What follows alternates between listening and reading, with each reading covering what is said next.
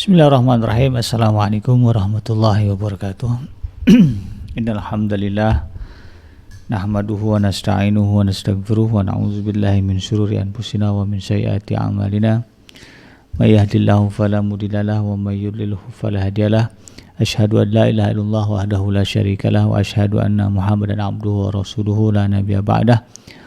Allahumma shalli wa sallim ala hadzal nabiyil karim wa ala alihi wa ashabihi wa man tabi'ahum bi ihsanin ila yaumiddin. Wa qala Allah ta'ala fi kitabihil karim, ya ayyuhallazina amanu taqullaha haqqa tuqatih wa la tamutunna illa wa antum muslimun. Ya al-haq adkhilna mudkhala sidqin wa akhrijna mukhraja sidqin wa ja'alna min ladunka sultanan nasira. Ja al-haq wa zahaqal batil innal batila kana zahuqa. Rabbana innana amanna faghfir lana dzunubana wa qina adzabannar. Rabbi shrah li sadri wa yassir li amri wahlul 'uqdatam min lisani yafqahu qawli, amma ba'd. Alhamdulillah, segala puji dan syukur adalah milik Allah, Tuhan semesta alam yang telah menciptakan kita dari tidak ada menjadi ada, dan karena rahmat dari Allah Subhanahu wa taala kembali kita berjumpa di udara di gelombang 1044 AM iDream Radio Successful Muslim Family dalam program Hikmah, himpunan kisah dan motivasi hidup, di mana insyaallah kita akan sama-sama mentadabburi berbagai hal dalam kehidupan kita, dan kemudian kita ambil hikmah, ya, kita jadikan sebagai ibrah dan pelajaran untuk memperbaiki kualitas keimanan dan ketakwaan kita kepada Allah dalam rangka dan upaya meraih kebahagiaan di dunia dan juga di akhirat. Tidak lupa kita baca salawat dan salam, Allahumma salli ala Sayyidina Muhammad wa ala ali Sayyidina Muhammad. Assalamualaikum ayuhan Nabi wa rahmatullahi wabarakatuh. Semoga Allah terima bacaan salawat dan salam yang kita sampaikan, ya, dan dilimpah curahkan kepada para nabi dan para rasul, wabil khusus Rasulullah Muhammad sallallahu alaihi wasallam, dan semoga kita tercatat sebagai orang yang akan bertemu dengan Allah dalam keadaan sejahtera dan bahagia, dimasukkan ke dalam jannahnya Allah, dan dipertemukan dengan Rasulullah sallallahu alaihi wasallam di tepi sebuah telaga yang sangat indah, di bawah sebuah pohon yang sangat rindang. Amin ya rabbal alamin. Sahabat iDream yang dirahmati Allah dimanapun Anda berada, melanjutkan episode sebelumnya di dalam program Hikmah yang membahas tentang pilar, ya. Pilar atau tiang kebahagiaan rumah tangga. Kali ini kita juga membahas tentang pilar yang kedua, ya. Pilar yang pertama adalah manajemen keseimbangan, ya. Bagaimana seseorang menjalankan, menerapkan konsep keseimbangan di dalam hidup, ya, di dalam rumah tangga dengan sebaik-baiknya, maka insya Allah itu merupakan bagian dari pilar penyangga kebahagiaan rumah tangga. Dan pilar yang kedua di dalam mewujudkan, mempertahankan kebahagiaan di dalam rumah tangga kita sebagai seorang muslim adalah dengan mengamalkan, ya, menjalankan, menerapkan, membiasakan apa yang disebut dengan sifat atau sikap zuhud. Nah, sahabat iDream yang dirahmati Allah, ya, kita harus menyadari bahwa memang berbicara rumah tangga itu kan terdiri dari individu-individu, ya. Kalau di dalam rumah, kalau berbicara rumah tangga itu kita tidak lepas dari yang namanya kalau masih belum punya anak, ya, suami dan istri, ya. Ketika sudah ada anak, ya, kemudian bergabung di situ juga orang tua kita, maka rumah tangga itu terdiri dari mertua, ya, atau menantu, kemudian orang mertua atau orang tua, kemudian ayah, ya, ibu, lalu kemudian ada anak, ya. Artinya rumah tangga itu terdiri dari individu-individu, orang per orang. Nah, oleh karena itu sahabat iDream yang dirahmati Allah, ya, karena rumah tangga ini, ya, dibangun oleh manusia, dibangun oleh individu, maka penting, ya, bagi setiap individu di dalam rumah tangga itu mengenal, ya, mengenali diri sendiri, memahami karakter, ya, maupun juga kecenderungan yang ada dalam dirinya. Ya, jadi setiap kita yang merasa menjadi bagian dari sebuah keluarga, menjadi bagian dari sebuah rumah tangga, ini harus ya berusaha untuk itu tadi ya, mengenali diri, mengenali karakter, mengenali kecenderungan kita. Untuk apa? Ya, sebab memang setiap kita ya tentu saja tidak akan pernah sama. Ya, karena kita ini berbeda ya, dan kemudian individu-individu yang berbeda ini bergabung, berkumpul dalam sebuah rumah ya, dengan tujuan yang sama, yaitu mencari kebahagiaan. Maka kemudian ya, agar tidak terjadi slack, ya, konflik, ya, friksi, ya, apalah sebut ya, perpecahan, perceraian, pertengkaran dan sebagainya, maka tentu kita harus berusaha tahu dulu ya, siapa kita, bagaimana kita, apa yang kita cenderungkan ya, dengan diri kita. Lalu kemudian nanti kita nilai dengan orang yang ada di sekitar kita. Ketika kita tahu, oh saya ini orang yang modelnya begini, saya ini, sukanya itu. Kemudian kita lihat ya, mungkin pasangan kita lihat anak-anak kita lihat mertua kita yang tinggal serumah dengan kita, atau kita lihat orang tua kita yang tinggal serumah dengan kita. Dari situ kemudian kita bisa mengukur diri agar tidak terjebak ke dalam gesekan-gesekan yang kemudian menimbulkan konflik antar penghuni sebuah rumah ya, atau antar anggota keluarga di dalam sebuah rumah tangga. Nah, sebagai bagian dari sebuah keluarga ya, di situ kan saya seperti sebutkan ada yang namanya suami, ayah, istri begitu ya, ada anak. Nah, karakter masing-masing dari kita ya, karakter dari masing-masing mereka itu tentu membutuhkan penanganan sendiri-sendiri. Ya kita saja ya, ketika kita tahu bahwa oh saya ini punya kecenderungan ingin dimanjakan, kalau istri misalnya. Kalau suami, oh saya punya kecenderungan ingin dilayani ya. Itu kan kecenderungan. Nah tentu ini penanganannya ya spesifik ya, berbeda-beda. Ketika istri ya, maunya dimanja, lalu kemudian ketika melihat situasinya tidak memungkinkan, ternyata suaminya bukan yang tipikal orang yang romantis, maka tentu ketika istri kemudian harus paham ya bagaimana cara mengatasi itu. Hasrat dan kecenderungannya untuk dilayani, hasrat dan kecenderungannya untuk dimanja ya, kalau istri ya atau suami, itu harus bisa kemudian disesuaikan dan disikapi ketika menghadapi persoalan-persoalan yang ada.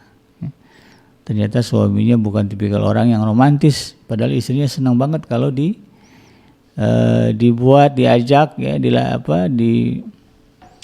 diperlakukan dengan begitu romantis ya. Nah, kadang-kadang bagi sebahagian wanita ketika mereka tidak bisa menerima keadaan itu, maka yang muncul adalah pertengkaran, ya, kemurungan ya. Yang harusnya kita bahagia tetapi kemudian muncullah murung. Nah secara umum ya, di antara kita memang ada yang cenderung berani dan ringan saat melakukan sesuatu ya. Namun ada juga yang cenderung malas dan menahan diri ketika harus melakukan sesuatu. Ya pada dasarnya ya itulah tipikal orang kan. Ada orang yang berani ya, untuk mengungkapkan dan melakukan sesuatu ya ketika hasrat ya, atau keinginannya muncul. Tetapi ya ada juga yang kemudian berusaha untuk menahan diri. Nah itu kembali kepada kita. Nah disinilah kemudian ya, ketika keberanian ya, ada di dalam diri kita untuk mengungkapkan sesuatu, atau mungkin rasa takut di dalam diri kita untuk mengungkapkan sesuatu, ini kaitannya dengan bagaimana menghadapi situasi dan kondisi dalam sebuah rumah tangga ya. Seperti dalam kasus tadi misalnya, suami inginnya selalu dilayani istri, ternyata istrinya nggak bisa masak. Padahal suaminya senangnya di rumah itu semuanya masakannya enak-enak. Bukan dia nggak mau beli bu ya, kan bisa beli. Persoalannya kalau beli ya, kan kita nggak tahu ya apa yang dimasak. Ya. Kemudian kalau berbicara beli juga.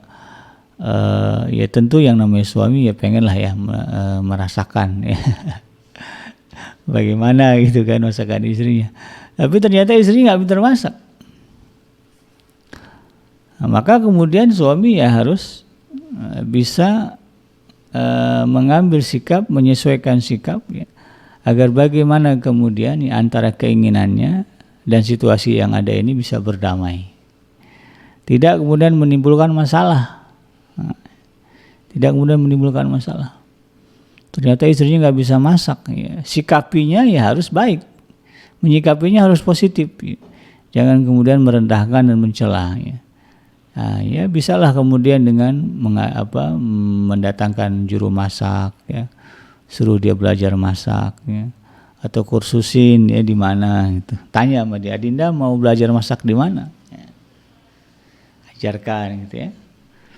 Atau undang orang tua kita, ya, minta kemudian mengajarkannya kepada istri kita terkait dengan menu-menu masakan yang kita suka. Yang kita ini kan kadang-kadang suami maupun istri kan punya memori, ya, punya memori dulu kecil-kecil ya suka dihidangkan masakan apa oleh orang tua kita, ya, ibu kita. Ya kan nggak mungkin juga gitu ya tiap hari harus ke rumah ibu kita atau ke rumah orang tua kita untuk sekedar mencicipi masakannya gitu kan. Maka ada baiknya ya orang tuanya diundang, mertua diundang, kemudian aja minta ya agar mengajarkan anak-anaknya atau menantunya memasak begitu. Ya kadang-kadang itu ya sahabat Dream, ya, hanya gara-gara persoalan selera, ya, persoalan makan itu rumah tangga bisa pecah. Suami senangnya yang pedas-pedas, ya istri kebetulan karena orang dari Jawa misalnya, ya, orientasi masakannya manis-manis gitu. Ya, bagi sebagian orang ya itu jadi masalah. Tapi ya ada sebagian orang yang bisa berkompromi. Nah kita harus menjadi bagian dari orang yang mampu berkompromi dengan situasi dan kondisi yang ternyata tidak sesuai dengan harapan kita. Kenapa? Kalau kita tidak bisa berkompromi dengan situasi dan kondisi yang ada, nah setan bisa kemudian masuk, ya, karena dia paham betul setan ini di mana kecenderungan kita. Ya, dia tahu betul ya bagaimana cara dia menyesatkan kita. Ya. Ya, kalau kita ini orang yang malas, dia masuk dia membisiki kita dengan kemalasan. Kemudian kalau kita tipikal orang yang konfrontal, wah dipanas-panasinnya kita, dikompor-komporinnya. Ya, karena kan ada situasi di mana ya pertengkaran terjadi karena itu ya, dalam rumah tangga. Istri tipikal yang temperamen, yang berani gitu kan. Suami tipikal orang yang berusaha untuk menahan diri ya. Karena mungkin ya situasi dan kondisinya membuat semakin panas parah ya.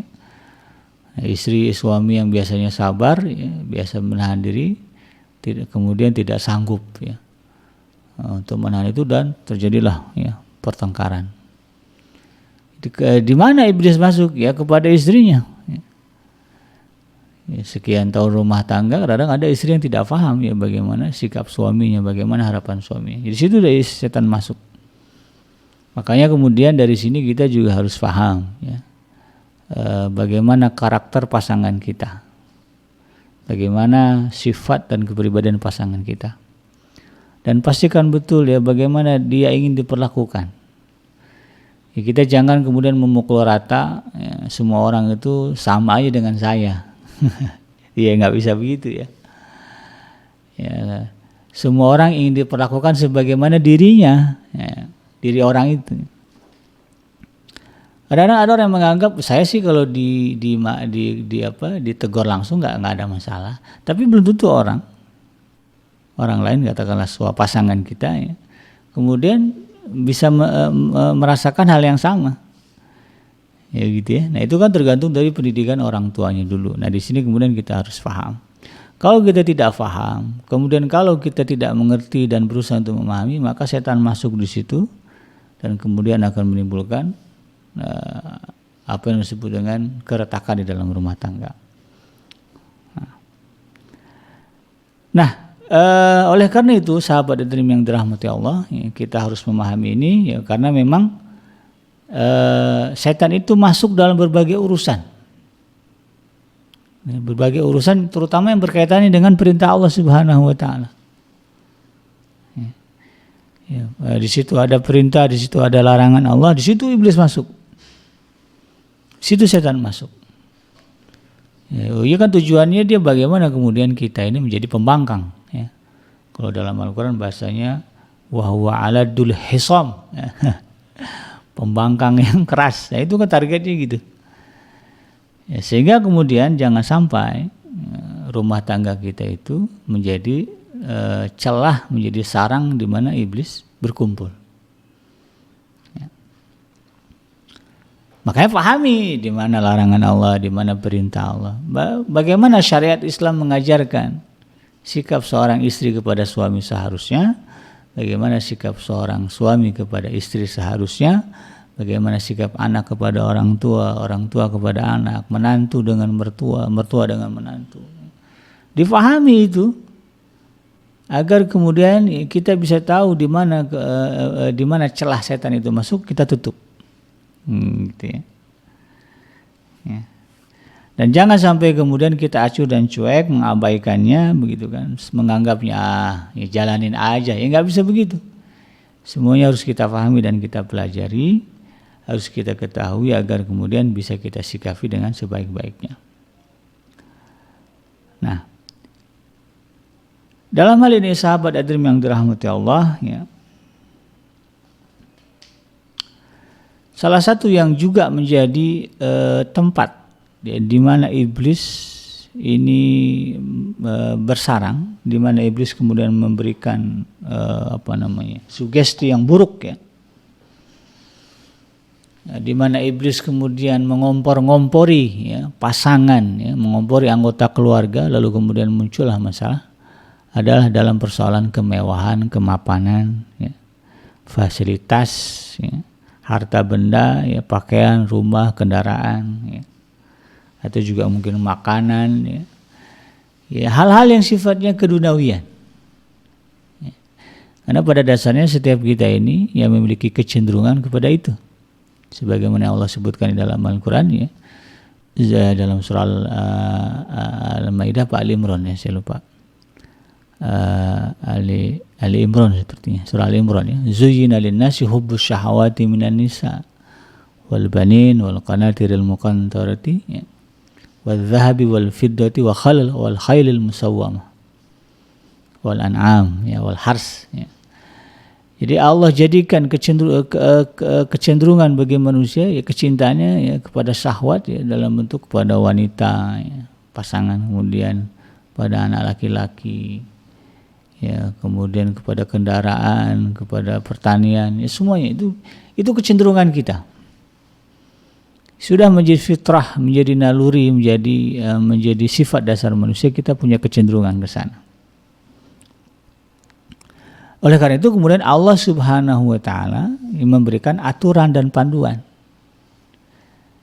Ya, ketika kita berbicara punya harta misalnya, ya, ada panduannya. Ya, harta itu bagaimana mengelolakan harta, bagaimana menggunakan harta sebagaimana Allah kehendaki. Lahirlah di situ kewajiban atau perintah untuk berzakat, bersedekah, ya.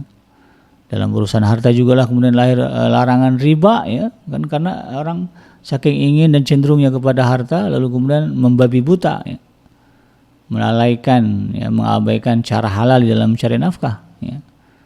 Nah, ini juga bagian di mana kemudian iblis masuk, ya, di dalam hal itu.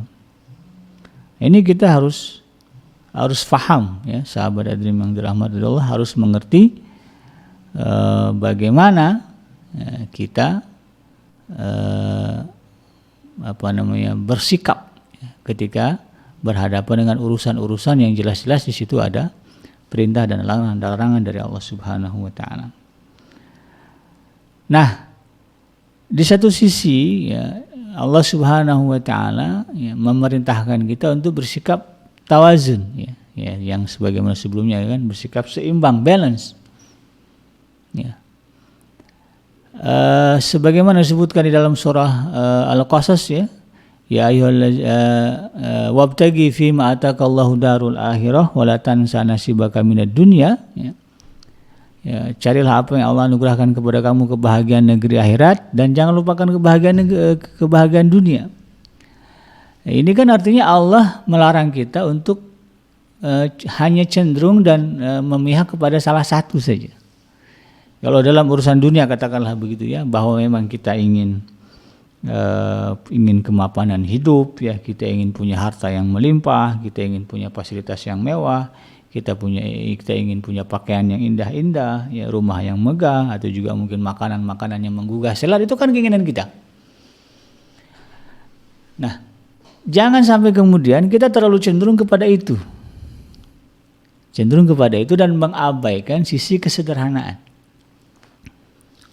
Atau kemudian kita mengabaikan itu, sehingga kemudian tampilannya sebagaimana yang terjadi ya dalam kisahnya Abu Darda, ya, Sayyidina Abu Darda dengan Sayyidina Salman Al-Farisi yang menegur, yang melihat ternyata istri dari Abu Darda ini nggak terurus karena semangat Abu Darda untuk memihak, ya, kepada kehidupan akhirat, kepada ibadah, dan mengabaikan kesenangan dunia yang telah Allah halalkan sebetulnya. Nah, ini harus kita pahami. Ya. Jadi kita tidak boleh kemudian memihak salah satunya secara ekstrim. Senang banget dengan kemewahan dunia lalu mengabaikan akhirat dan ibadah, gitu. Nah, ini jelas salah, ya. Atau cenderung kepada ibadah dan akhirat lalu kemudian melupakan kesenangan-kesenangan dunia. Ya, di dalam Islam, ya, konsepnya itu tadi, ya, tawazun, seimbang, ya. Tidak boleh kemudian ekstrim atau hulu, ya, pilih yang di tengah-tengah, sebagaimana Rasulullah katakan, khairul umuri awsatuha, gitu kan, sebaik-baik perkara itu ambil yang tengah, gitu. Dalam banyak hal begitu. Nah, perlu kita pahami bahwa kalaulah kita terlalu cinta kepada dunia hingga kemudian kehidupan kita, ya, waktu yang kita miliki, tenaga yang kita ada, apalagi kemudian potensi yang ada, potensi yang ada dalam diri kita, kemudian kita maksimalkan untuk mengejar dunia ini, itu juga banyak dikritik oleh Allah Subhanahu wa taala. Ya, Rasulullah Shallallahu alaihi wasallam, ya, dalam banyak hadisnya juga, ya, meriwayatkan, ya, hal-hal yang sifatnya mengkritik, ya, kecenderungan kita, kecenderungan manusia, kecenderungan umat Islam yang kemudian, ya, terlalu bersemangat mengejar dunia sampai-sampai kemudian, ya, terlihat mengabaikan akhirat. Itu dikritik, ya, ditegur oleh Rasulullah SAW. Meskipun katakanlah yang dinikmati itu yang halal-halal, ya, kalau yang haram jelas dia nggak boleh. Ya. Meskipun yang kita nikmati yang halal-halal, tetap saja, ya, Rasulullah SAW kemudian mengkritik, ya, kecenderungan seperti itu. Ya, karena memang, ya, khawatirnya, ya, ketika kita terjebak ke dalam sesuatu, ke dalam sikap yang disebut dengan berlebihan, maka yang muncul, ya, masalah. Ini sudah menjadi sunatullah, ya, bahwa segala sesuatu yang dilakukan secara berlebihan dalam urusan apapun, ya, pasti akan mendatangkan efek yang negatif dalam urusan apapun. Ya, kalau bicara hukumnya lah, ya, makan misalnya. Makan itu kalau makan yang baik itu yang posisinya normal. Kalau sudah di atas batas normal, gitu, alias berlebih, maka yang muncul masalah.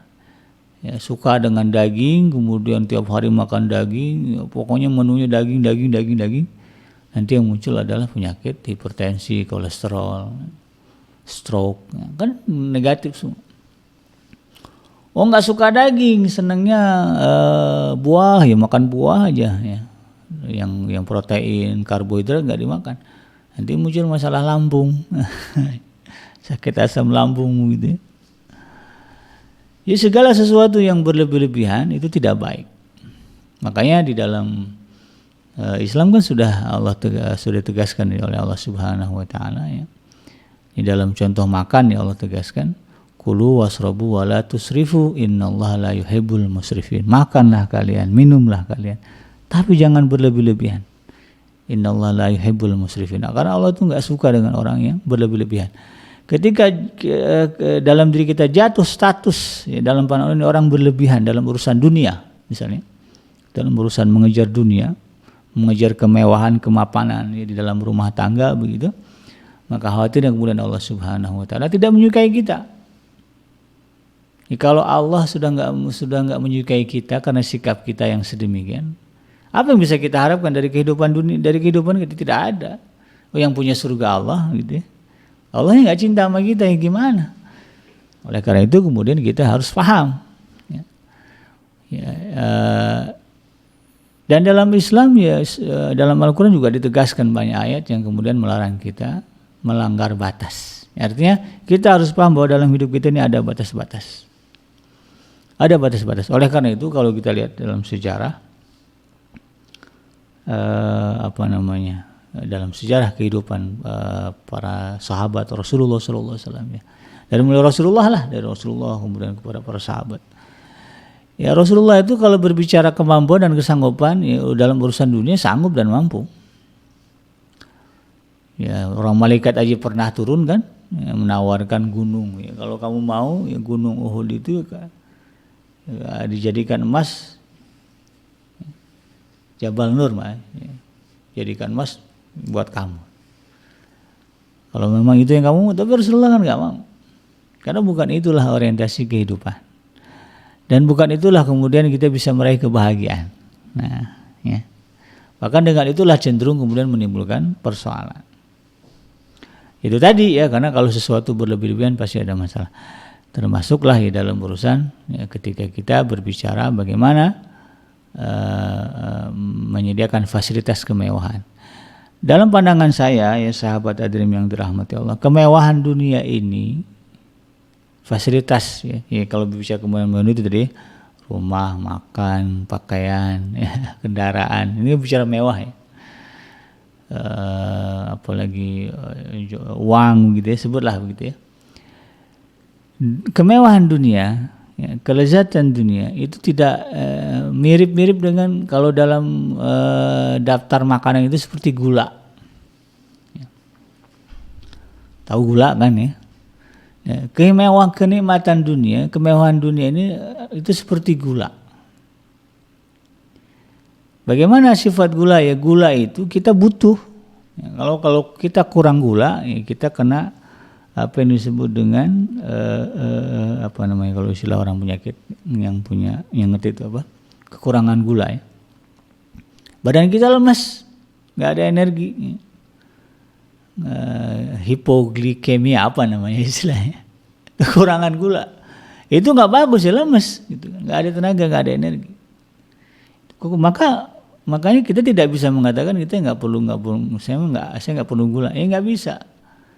Ya, tubuh kita itu memerlukan gula untuk tenaga. Tetapi sebaliknya, ya suka betul dengan gula, ya, rasanya enak, manis. Yang jadi masalah adalah kelebihan gula. Ya, kalau udah kelebihan gula jadi penyakit, ya, namanya diabetes. Nah, harta, kesenangan, kemewahan, fasilitas dunia ini kurang lebih seperti itu.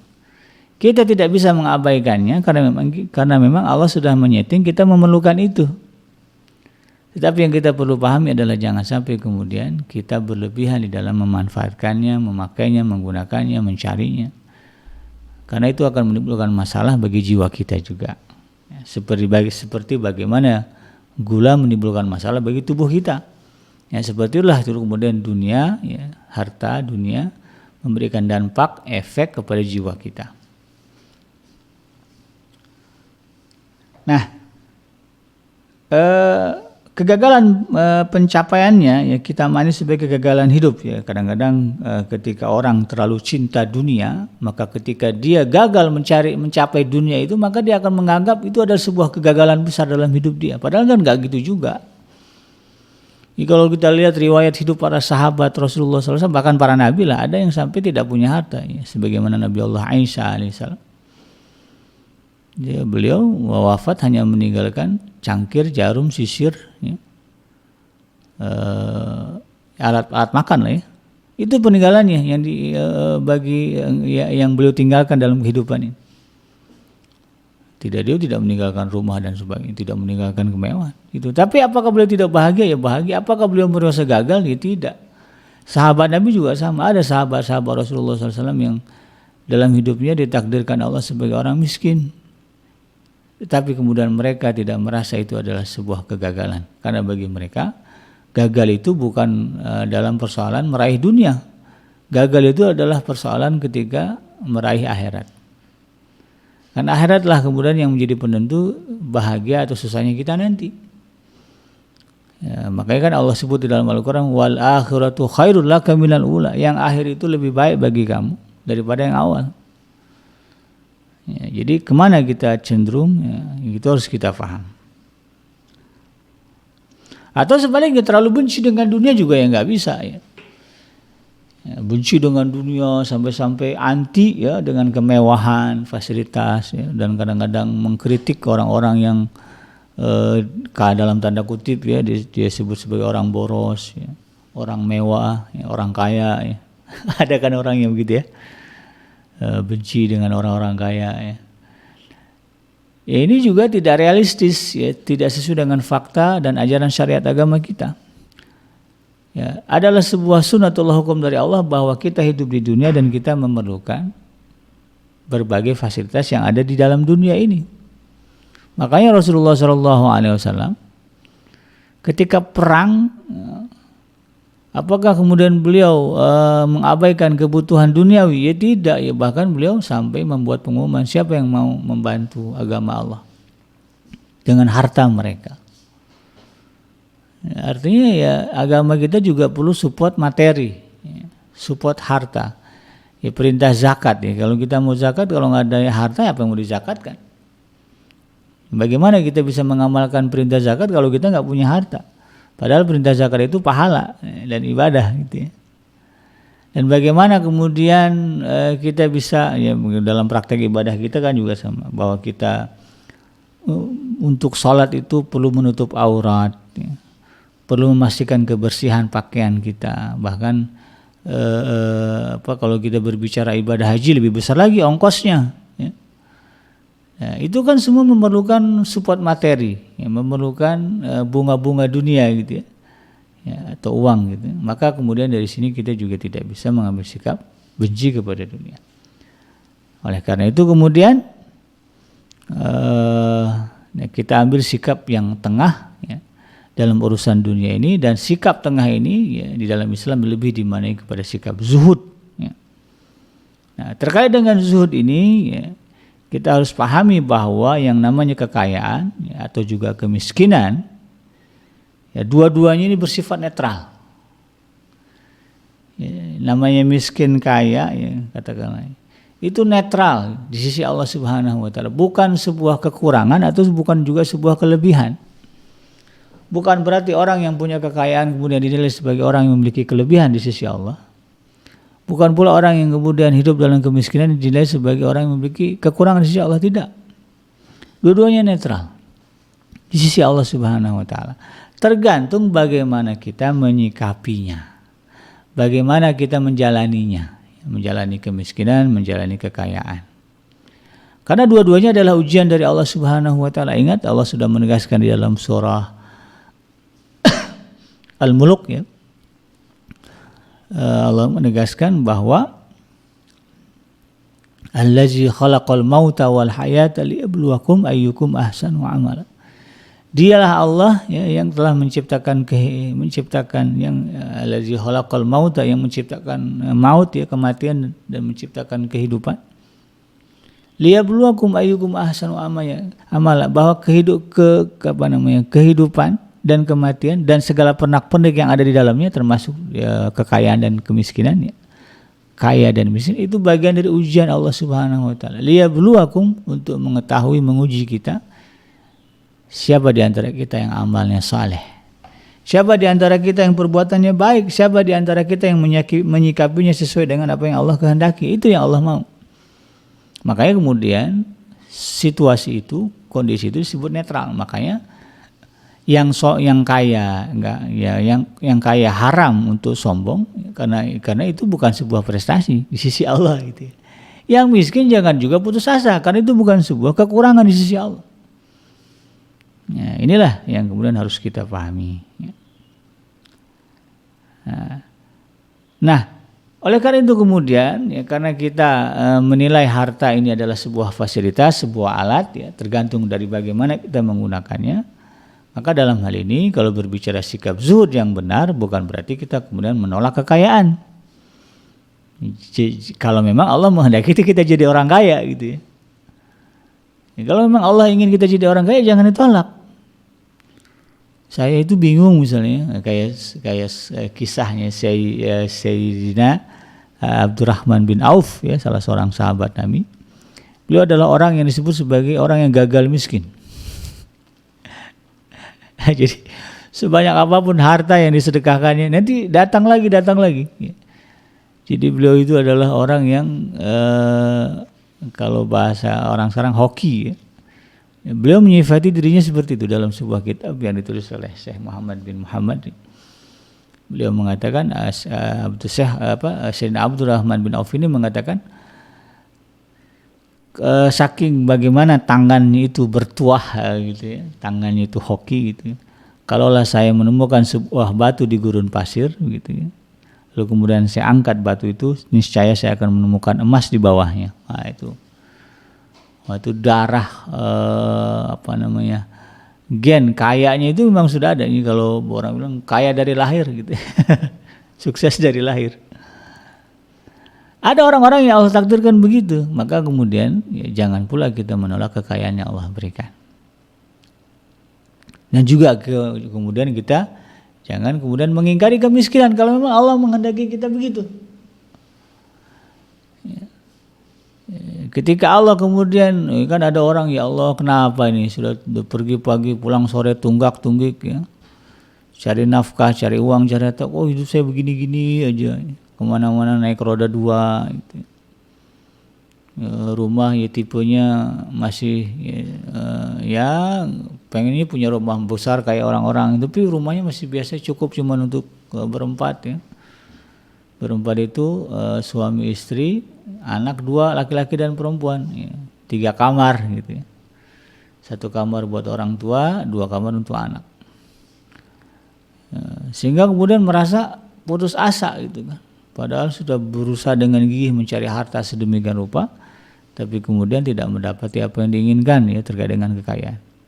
Ini jangan sampai kemudian membuat kita putus asa, karena pada dasarnya ya, sikap zuhud itu bukan menolak dunia, bukan juga kemudian anti ya, bukan menolak dunia, bukan juga anti kepada dunia. Kalau anti kan di atas menolak ya, kalau menolak masih umum ya, tapi kalau udah anti, ya kadang orang salah paham ya, namanya orang seolah-olah namanya orang zuhud itu udah dengan dunia itu udah anti. Ya tidak. Karena pada dasarnya dunia, kemewahan dunia itu hanyalah alat ya, yang Allah berikan kepada kita untuk mencapai kesalehan. Nah, oleh karena itu kemudian ya, zuhud adalah ya, sebagaimana disebut oleh Al-Hasan Al-Basri ya, zuhud adalah meninggalkan yang tidak bermanfaat bagi akhirat kita. Jadi kata Imam Hasan Al-Basri ya, zuhud itu zuhud terhadap dunia ya, bukannya dengan mengharamkan yang halal dan menyanyiakan harta. Akan tetapi zuhud adalah apa yang ada di tangan Allah lebih kamu percayai daripada apa yang ada di tanganmu, dan pahala musibah jika mengenaimu lebih kamu sukai daripada jika tidak menimpamu. Jadi orientasi orang zuhud itu bukan hartanya, tetapi keridhaan Allahnya. Ya, mau seberapa banyak pun harta yang ada, tidak masalah selagi itu kemudian mampu mendatangkan keridhaan Allah Subhanahu wa taala. Nah, kita bisa bayangkan bagaimana orang kalau sudah orientasi adalah li'ila'i maradatillah, libtiga'i maradatillah, li'ila'i kalimatillah. Kalau orientasi hidupnya, rumah tangganya adalah menegakkan kalimat Allah, orientasi dalam rumah tangganya adalah bagaimana mencari ridha Allah ya dalam sebuah rumah tangga, maka tentu tidak akan ada masalah dengan kekayaan yang Allah berikan kepada mereka. Kekayaan itu kemudian tidak akan menjerumuskan dia. Pun ketika Allah mendatangkan takdir kemiskinan kepada mereka, itu tidak akan menjerumuskan mereka ke dalam kesedihan dan keputusasaan. Jadi pendek kata, orang yang zuhud ini kalau kaya dia tidak akan sombong, kalau miskin dia tidak akan rendah diri. Ya, inilah yang kemudian harus kita bangun dalam rumah tangga kita agar ini bisa bisa mempertahankan kebahagiaan. Ya, mungkin jarang orang tahu ya, ada sebuah hadis yang disebutkan oleh Sayyidah Aisyah radhiyallahu anha. Pernah satu ketika ya, selama beberapa lama ya, dapur kami, kata Sayyidah Aisyah, nggak ngebul, nggak ada yang bisa dimasak. Rasulullah pernah merasakan itu, tetapi apa yang keluar dari lisan Rasulullah? Rasulullah tidak mencabut kalimat atau ungkapan baiti jannati, rumah tangga saya surga bagi saya, karena semua anggota rumah tangga faham dan semua anggota rumah tangga bersikap zuhud. Ya, tidak silau dengan dunia, tapi juga kemudian tidak merasa sedih dengan kekurangan yang ada. Di dalam sebuah hadis qudsi ya, disebutkan bahwa ada manusia yang jika dijadikan Allah sebagai orang kaya, maka keadaan itu akan mencelakakan dirinya. Namun ada juga manusia yang jika dijadikan Allah sebagai orang miskin, maka keadaan itu akan mencelakai dirinya. Masing-masing memiliki keutamaan diri sendiri. Nah, konsep ini sahabat Adrim yang dirahmati Allah harus kita pahami sebagai sebuah obat untuk kemudian mengatasi kekecewaan. Mungkin ada di antara kita yang Allah takdirkan, yaitu katakanlah ya seperti yang disebutkan tadi, sudah sedemikian rupa upayanya untuk mengejar, mencari ya, harta, tetapi masih juga masih hidup dalam kekurangan, maka ini menjadi obat penawar kesusahan hati.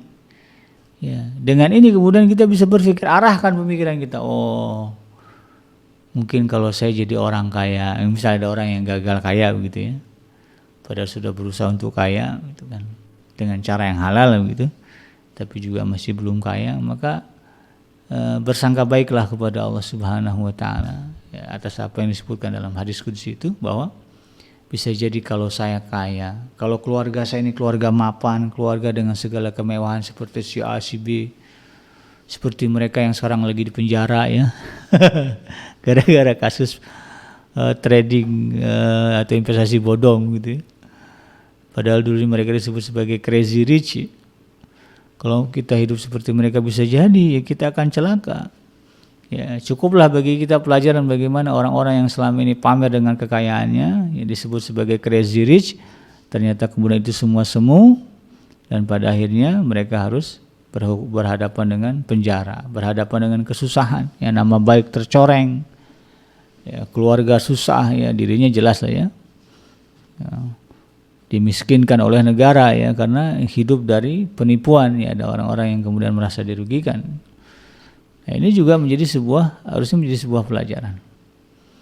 Jadi mulai hari ini bagi kita ya, yang mungkin merenung-renung kenapa, padahal kan dalam hadisnya kalau kita sudah menikah Allah cukupkan begitu.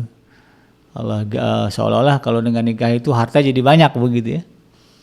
Kan ada orang yang berpikir begitu ya. Tapi kenapa udah nikah masih begini-gini aja? Bisa jadi kalaulah Allah berikan kelebihan harta kepada kita, kepada rumah tangga kita, mungkin ya, kita akan terjerumus ke dalam masalah.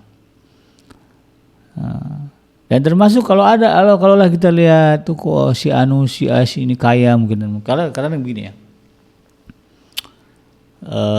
Dalam rumah tangga itu kan kita punya saudara, istri punya saudara, kita punya saudara. Kadang-kadang kan nasib, ya nasib saudara ini ya berbeda-beda kan. Ada yang Allah jadikan dia orang mapan, ada yang Allah jadikan dia orang biasa-biasa saja, bahkan ada yang Allah jadikan sebagai orang kekurangan. Ya, ketika kita melihat orang yang kekurangan ya kita berpikir alhamdulillah kita lebih baik dari dia. Nah, ketika kita melihat saudara kita yang punya kelebihan, nah kan ya Allah larang jangan sampai kita jadi dengki ya, gitu ya. Sebab kalau rumah tangga yang dipenuhi dengan kedengkian, saya pernah ya, ada kan tipikal rumah tangga satu keluarga, kalau ada dengkinya bareng-bareng, gitu ya. ngelihat tetangganya beli mobil baru, satu keluarga tuh dengki, ya, gondok semua ya. Kan ada yang begitu. Nah itu kan haram. Kita bisa pastikan bagaimana kita akan merasakan kebahagiaan kalau rumah tangga kita dipenuhi oleh sikap dengki. Untuk mengobati kedengkian karena mungkin kita tahu ada saudara kita ya, hidupnya mapan, lebih mewah daripada kita, maka hadis qudsi yang disebut tadi menjadi sebuah obat. Ya, kita katakan kepada diri kita, oh bisa jadi dia diberikan kekayaan oleh Allah, karena kalau dia miskin dia mungkin akan menjadi kafir, menjadi mudharat, menjadi masalah. Nah, ini ya, ini yang kemudian harus kita pahami. Nah dari sinilah kemudian sahabat yang dirahmati Allah, pentingnya mengenali diri kita ya, atas kecenderungan yang kita miliki. Ya. Ya, jika kita termasuk orang yang lebih bisa bertakwa di dalam kecukupan, maka berjuanglah. Ya. Bagaimana kemudian kita bisa memenuhi kebutuhan-kebutuhan kita agar kemudian kita menjadi hamba yang banyak-banyak bersyukur. Sebab itulah ya yang terbaik bagi hamba yang diberi kelapangan rezeki oleh Allah, dan Allah benar-benar ridho kepada seseorang yang memakan makanan dan meminum, kemudian atas itu semua dia memuji Allah Subhanahu wa taala. Jadi prinsipnya kalaupun kita ingin menjadi dianugerahkan kekayaan lebih oleh Allah Subhanahu wa taala, ya, dengan adanya sifat zuhud ini, ya, maka kemudian kita akan lahir menjadi pribadi-pribadi yang bersyukur kepada Allah Subhanahu wa taala. Nabi Allah Sulaiman alaihissalam itu raja dan pengusaha, seperempat dunia itu dia kuasain. Bumi ini kan bulat ya, seperempatnya itu yang dikuasai oleh Nabi Allah Sulaiman alaihissalam. Tapi apakah beliau bukan orang zuhud? Beliau orang zuhud. Kenapa? Karena terbukti ya kekayaan, kedudukan yang dia miliki tidak mengantarkannya kepada kekafiran kepada Allah, bahkan tidak mengantarkannya kepada kalau di bawah, kalau kafir jelas lah ya, nggak mungkin. Tidak mengantarkannya kepada kerendahan derajat di sisi Allah Subhanahu wa taala. Derajatnya tetap semakin tinggi di sisi Allah. Ya. Para sahabat Rasulullah SAW yang punya kekayaan, tidaklah kemudian kekayaannya itu mengantarkan dia kepada kehinaan di sisi Allah Subhanahu wa taala. Banyak ya contoh-contoh sahabat Rasulullah SAW yang kaya-kaya, yang kaya raya, lalu kemudian ya, mereka mendapatkan kedudukan yang mulia di sisi Allah Subhanahu wa taala, ya, terbukti dengan disebutnya mereka sebagai orang yang dijamin masuk surga oleh Rasulullah SAW. Ada orang-orang ya, sahabat Rasulullah yang terang-terangan Rasulullah mengatakan ya, si A, si B adalah ahli surga, termasuk orang yang dirindukan oleh surga. Ya, kan luar biasa. Tetapi mereka adalah orang-orang yang ya kalau kita lihat ya, Sayyidina Abu Bakar orang kaya, Sayyidina Utsman orang kaya. Tetapi itu semua tidak mengantarkan mereka kepada kemudaratan ya, dan juga kerusakan akhlak. Mutharib berkata, aku diberi kesehatan kemudian bersyukur atasnya, benar-benar lebih aku cintai daripada tertimpa musibah lalu bersabar. Nah, jadi jangan antilah ya dengan kemewahan, dengan kekayaan, dengan mengatakan itu bukan bagian dari zuhud. Tidak ya. Zuhud itu adalah sikap diri kita ya, adapun harta itu adalah bagian dari kendaraan kita. Namun jika kita termasuk orang yang lebih bisa bertakwa dan istiqomah di dalam atas keimanan dalam keadaan fakir, ya, dalam keadaan miskin, dalam keadaan serba pas-pasan begitu, ya, sebagaimana yang dijalani oleh Bilal bin Rabah, Ibnu Mas'ud, Ammar bin Yasir, atau semisal dengan mereka yang mulia dalam kepakiran ya, yang ditetapkan Allah, ya, maka kemudian ya, itulah jalan yang kita tempuh, tidak masalah. Mungkin karena saking takutnya kita, ya Allah kalau dikasih rezeki lebih, takutnya saya ini terjerumus ke dalam zina ya, takutnya anak-anak saya ini kena narkoba gitu ya, takutnya istri saya ini kemudian jadi sosialita gitu. Maka ya kalau satu keluarga kompak nggak ada masalah ya, syukurilah apa yang ada, kemudian jalani dengan kebahagiaan. Rasulullah SAW pernah bersabda kepada Muaz bin Jabal ya radhiyallahu anhu, ya beliau mengatakan jangan lupa berdoa ke setiap salat ya. Apa doanya? Allahumma a'inna ala zikrika wa syukrika wa husni ibadatik. Ya. Jadi Rasulullah SAW memerintahkan Sayyidina Mu'adz bin Jabal, seorang sahabat yang terkenal kewaraannya ya, kebaikannya. Berdoalah kepada Allah Subhanahu wa taala, Allahumma a'inni ala zikrika wa syukrika wa husni ibadatik. Artinya apa? Dalam kondisi apapun kita terima ya.